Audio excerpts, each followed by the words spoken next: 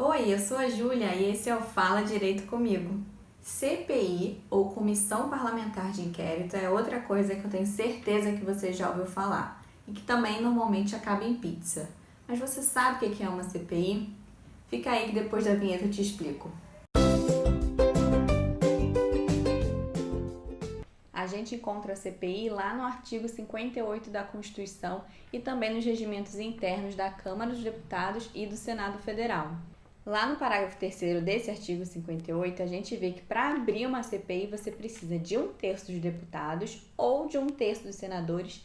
E se for uma CPMI, que é uma comissão parlamentar mista de inquérito, você vai precisar de 1/3 das duas casas do Congresso, do Senado e da Câmara então. Lá também diz que o assunto precisa ser determinado, indicado com precisão, então tem que ser algo que seja relevante para a vida pública, para a ordem legal, constitucional, social do nosso país. Como esse fato determinado é relevante, ele também pode ser julgado e investigado pelo Poder Judiciário. A CPI aqui não vincula as ações do Judiciário, mesmo porque a gente precisa manter a independência dos poderes. Mas então, que raios faz uma CPI?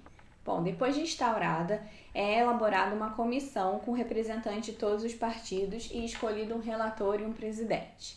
Essa galera tem um prazo de 120 dias, porque a CPI é uma comissão temporária, para investigar e elaborar um relatório sobre o assunto da CPI. Exemplo, em 2019, a gente ficou sabendo que houve um derramamento de óleo em várias praias do Nordeste, que se espalhou pelo Brasil. E aí foi instaurada a CPI do derramamento de óleo no Nordeste. Essa CPI tinha por objetivo, além de investigar quem causou esse derramamento de óleo, também visava analisar se as medidas adequadas de contenção estavam sendo tomadas. Para investigar sobre o assunto, as CPIs têm alguns poderes. Elas podem, por exemplo, convocar os ministros ou autoridades federais, estaduais e municipais para prestar informações. Pode convocar testemunhas, pode pedir documentos e informações de órgãos públicos e as coisas mais importantes, ela pode quebrar o sigilo bancário, quebrar o sigilo fiscal e o sigilo de dados, especialmente os dados telefônicos. Todas essas requisições podem ser feitas sem nenhuma autorização do judiciário, mas precisam, por outro lado, ser devidamente motivadas. Existe uma confusão muito grande acerca da quebra do sigilo de dados telefônicos. As pessoas acham que vão estar grampeando o telefone das pessoas e não bem isso que acontece. A CPI pode, na verdade, pedir o registro telefônico de algum período de tempo. E aí, sim, ela terá as informações de quem você ligou, quanto tempo você ficou, o conteúdo das ligações nesse intervalo específico. Então, o grampo ele só pode ser feito a pedido do judiciário. A CPI não tem poder de grampear o seu telefone. Assim como o grampo telefônico, a CPI também não pode prender alguém, requisitar busca e apreensão ou sentenciar alguém. Tudo isso cabe ao Poder Judiciário. Bom, passado esse prazo de 120 dias da CPI, é elaborado um relatório final e conclusivo. Esse relatório é então enviado para o presidente do Senado ou da Câmara dos Deputados e, se for uma comissão mista, o presidente do Congresso Nacional.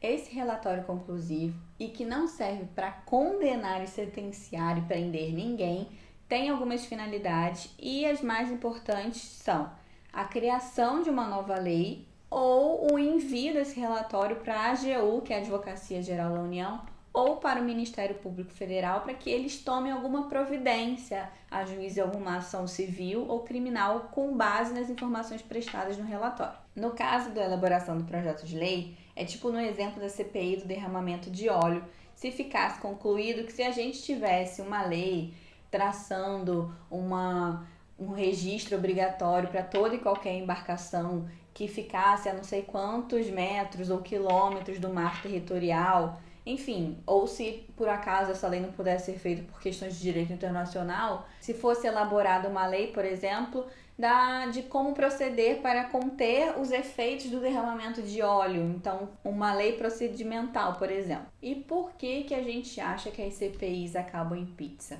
Bom, o primeiro motivo é esse, você acaba criando um projeto de lei que tem que passar por todo o trâmite de um projeto de lei e aí talvez isso demore muito e você nunca veja nenhum resultado prático.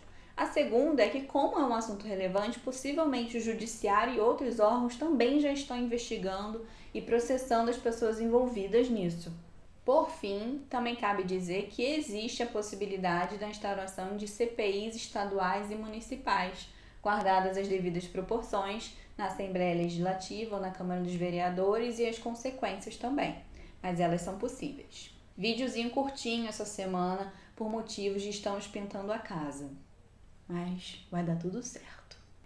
Algumas pessoas pediram para que eu fizesse um vídeo sobre controle de constitucionalidade. Só que controle de constitucionalidade é uma matéria enorme e eu ainda estou refletindo como que eu vou fazer essa divisão para que ela fique bem didática. Então, quem pediu vai sair. A gente só não tem muito bem quando aí uma data definida, mas fique tranquilo. Você que chegou até o final desse vídeo, mais uma vez, muito obrigada. E você já sabe o que fazer. Tem que curtir, compartilhar, comentar, dar sininho, fazer tudo o que você tem que fazer aí nesse negócio, que você já sabe. E um beijo, até semana que vem.